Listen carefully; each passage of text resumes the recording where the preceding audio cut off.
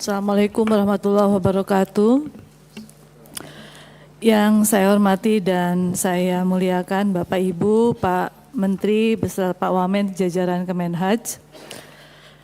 Terima kasih atas pemaparannya. Saya agak ngantuk karena pemaparannya panjang, bentuknya bukan ilustrasi, bentuknya narasi. Akan lebih baik kalau bentuknya ilustrasi. Tapi yang menjadi catatan saya dan mungkin jadi catatan kita semua, kita ingin goals penyelenggaraan ibadah haji 2026 atau 1447 Hijriah ini berjalan dengan baik. Digarisbawahi oleh Pak Pimpinan, anggaran Kemenhaj itu harus sama seperti anggaran Dirjen PHU di tahun 2025 tahun lalu. 2025 tahun lalu. Minimal. Tapi ajuan Bapak-Bapak untuk ABT-nya 3,1 triliun. Betul ya? Oke. Pertanyaan saya, kalau 3,1 triliun ini di breakdown, kira-kira yang paling urgensi itu di titik beratnya di mana? Yang paling masuk di akal, yang paling rasional. Karena kalau menurut saya, kita breakdown berdasarkan timeline. Timeline-nya apa? Karena kita itu butuh penjelasan dalam bentuk ilustrasi yang Bapak-Bapak buat dan sampaikan kepada kita bahwa anggaran ini bukan anggaran untuk tahun 2025, karena di dalamnya ada anggaran persiapan haji tahun 2027 atau tahun 1448 Hijriah yang mungkin kita harus persiapkan dari setelah penyelenggaraan ibadah haji selesai dilaksanakan per tanggal 1 Juli. Betul kan? Jadi Kementerian Haji ini bukan kementerian yang sama seperti kementerian lainnya. Kita ini ada kegiatan yang berbeda dengan kementerian-kementerian di luar mitra kita. Beres haji kita langsung kerja lagi nih hat-trick. Evaluasi langsung kerja lagi. Evaluasi langsung bayar nih untuk persiapan.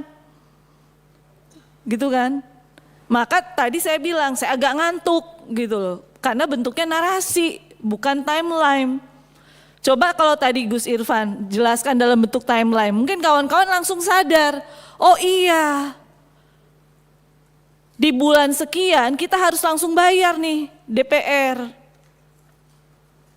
Karena beres haji itu di tanggal 1 Juli, evaluasi, kemudian dalam jangka waktu sekian, DPR dengan kesepakatan dengan Kementerian Haji membuat panja harus segera membayar uang muka kepada pemerintah Saudi Arabia. Betul kan?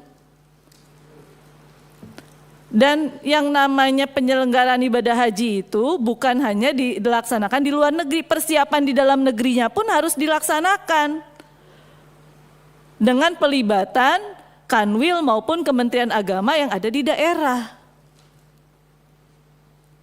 Maka pertanyaan saya, yang rasional dari 3,1 ini kira-kira berapa yang harus dipersiapkan?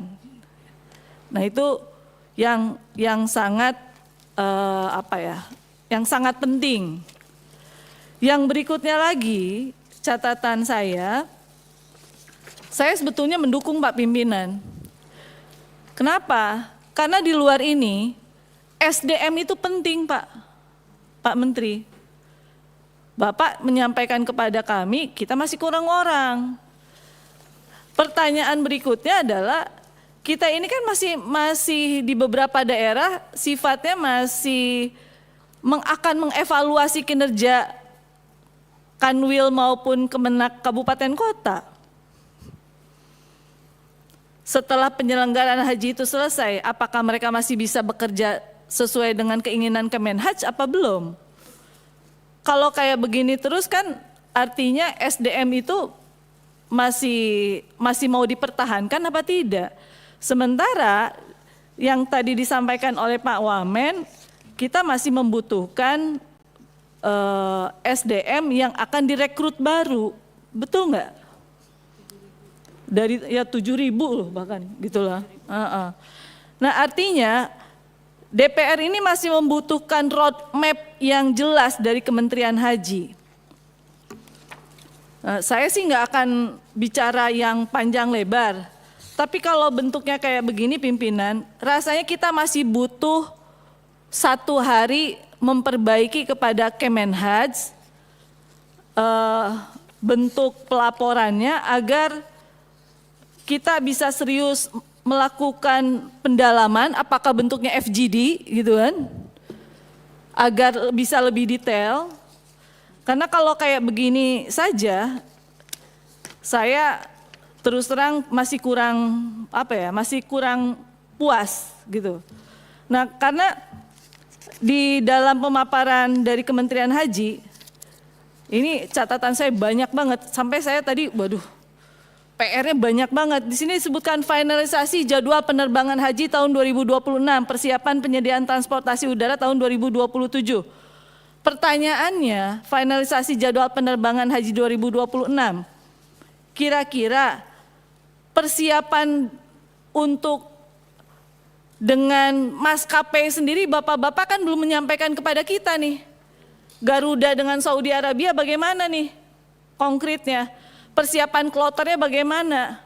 Sudah persiapan apa belum nih, gitu kan? Jenis pesawatnya apa, pembagiannya bagaimana? Ini kan cuma finalisasi doang. Kita kan belum tahu nih, gitu kan? Nah, artinya saya masih pingin melakukan pendalaman di luar yang ini saja. Karena kalau ini kan hanya laporan-laporan saja. Kemudian kalau melihat dari yang Bapak-Bapak laporkan kepada kami, saya mengapresiasi bahwa tugas-tugas Bapak untuk kegiatan dari awal sampai dengan akhir dengan kementerian baru, saya acungkan jempol deh. Artinya 70% lah. Sudah oke persiapannya, tetapi next mau seperti apa kita belum tahu nih. Karena kami jujur saja hari ini kita akan melakukan pendalaman kaitan dengan anggaran ABT. Anggaran ABT inilah yang paling krusial. Anggarannya 3,1 triliun. 3,1 triliun ini yang akan kita bahas bersama. Yang rasional itu seperti apa? Karena kalau di breakdown lagi menurut yang Bapak-Bapak minta, apalagi kalau bicara aset, saya tidak mau masuk dulu ke aset. Kalau aset kita bisa selesaikan duduk satu meja bareng-bareng. Tetapi yang paling krusial tadi adalah persiapan berdasarkan timeline. Karena itu yang akan dikerjakan oleh Bapak-Bapak semua. Berhasil tidaknya Bapak-Bapak itu tergantung support dari DPR. Mungkin itu saja dari PDI Perjuangan, nanti ditambahkan oleh kawan-kawan yang lain. Terima kasih banyak. Wassalamualaikum warahmatullahi wabarakatuh.